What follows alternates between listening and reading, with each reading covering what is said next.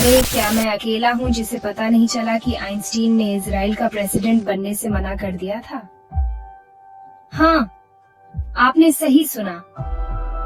ETMC squared वाले Einstein के पास एक और जबरदस्त ऑफर था। 1952 में इजराइल के पहले प्रेसिडेंट चैम वीजमैन के देहांत के बाद आइंस्टीन को उनका नेचुरल उत्तराधिकारी समझा जाने लगा। 17 नवंबर को इजरायली एम्बेसी ने आइंस्टीन को एक ऑफिशियल लेटर भेजा। उन्होंने उन्हें आश्वासन दिया कि वो अपना साइंटिफिक काम बिना किसी रुकावट के जारी रख सकते हैं। प्रधानमंत्री ने उनके महान वैज्ञानिक प्रयासों के लिए पूरा सपोर्ट देने का वादा किया। जरा सोचिए, एक सरकार कह रही है अपना मैजिक दिखाइए, बाकी हम संभाल लेंगे।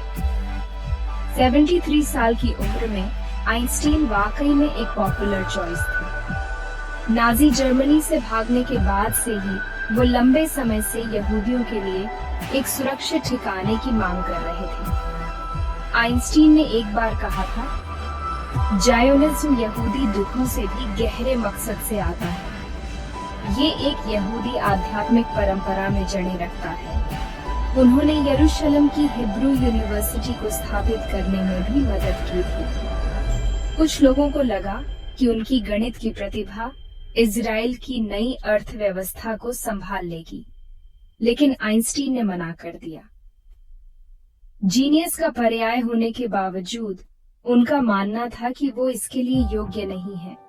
उन्होंने अपनी बढ़ती उम्र, अनुभव की कमी और लोगों से बातचीत करने के स्किल्स की कमी का जिक्र किया। उन्होंने लिखा, मैंने अपनी पूरी जिंदगी ऑब्जेक्टिव मैटर्स के साथ बिताई है, इसलिए मुझ में लोगों से सही ढंग से निपटने और ऑफिशियल कामों को करने की प्राकृतिक योग्यता और अनुभव की कमी है। आइंस्टीन को उम्मीद थी कि उनके इस इनकार से यहूदी समुदाय के साथ उनके रिश्ते को कोई नुकसान नहीं पहुंचेगा। उन्होंने इसे अपना सबसे मजबूत मानवीय रिश्ता बताया। तो बस ये रही बात।